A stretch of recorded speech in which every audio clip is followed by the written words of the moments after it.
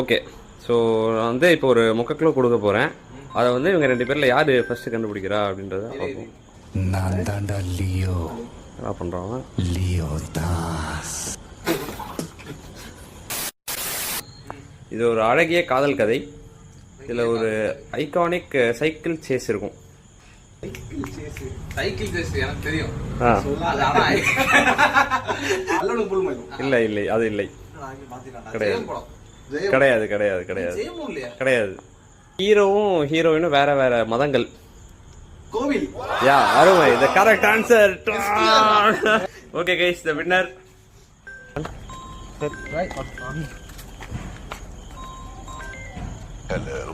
Hello. யார் என்று தெரிகிறதா?